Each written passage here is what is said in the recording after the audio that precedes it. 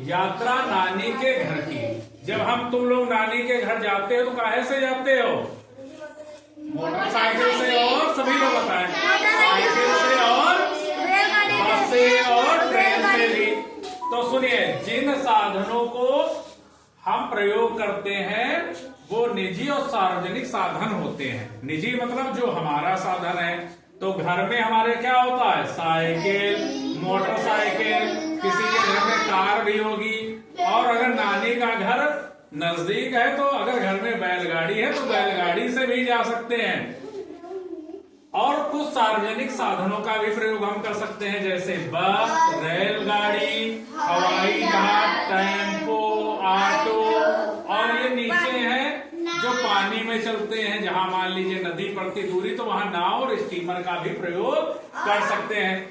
लेकिन जो हमारी गाड़ी है उसमें हमने पेट्रोल भरवाया, जैसे मोटरसाइकिल है पेट्रोल भरवा लिया, कार में अपना ईंधन डलवा लिया और जब मन हुआ तब चल दिए। लेकिन अगर हमें बस पकड़नी है तो बस कहाँ मिलेगी? बस अड्डे पे।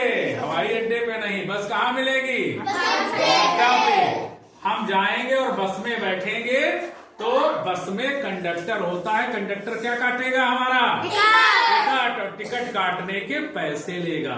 और टिकट में क्या लिखा होता है?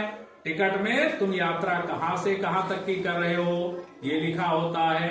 टिकट एक व्यक्ति का कितने रुपए का है और टिकट की पूरी कीमत लिखी होती है और वो तुम्हें देनी है और उसके बाद तुम्हें यात्रा करनी है। दूसरा, रेलगाड़ी। रेलगाड़ी कहाँ मिलती है? बताओ। रिछाई में नहीं, मोहाली में मिलती है। और रेलगाड़ी मिलेगी प्लेटफार्म पे, अपने रेलवे स्टेशन पे। कहाँ मिलेगी? और वहां एक टिकट काउंटर होता है जहां पास टिकट बिकते हैं।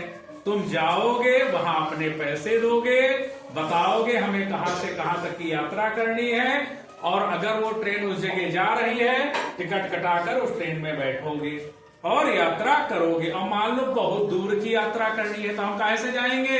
हवाई जहाज से।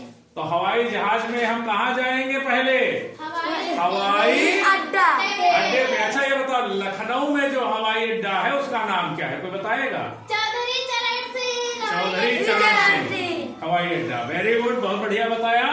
उसके बाद अगर हम मान लीजिए हमें ऐसी कोई जगह जाना है कि मान लो सामने नदी पड़ती और हमें इधर से उधर जाना है। अगर हम रोड से जाएं तो हमें दूरी तय करनी 50 किलोमीटर, और अगर हम सामने नदी पार कर जाएं तो 200-250 मीटर है।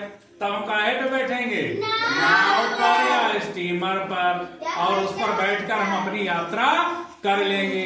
अच्छा, ये यातायात के साधन प्रयोग क्यों किए जाते हैं? कि हमारी यात्रा सुगम हो। मान लो हमें यहाँ से दिल्ली जाना है, 400 किलोमीटर है, पैदल चलेंगे तो कई दिनों में पहुंचेंगे, कम से कम 3-4 दिन लगेंगे दिल्ली जाने में। और कुछ लोग पैरों में छाले भी पड़ जाएंगे। बिल्कुल सही प्रांशु ने बताया है, बहुत बुद्धिमान लड़का है, ताली बजाओ इसके लिए। तो इसलिए क्या है कि हम यातायात के साधनों का प्रयोग करते हैं ताकि हमें सुविधा रहे, हम सुगमता पूर्वक अपनी यात्रा को संपन्न करें और आए जाए। तो यातायात के साधनों को हम समझ चुके हैं। सबके समझ में आ गए यातायात के साधन?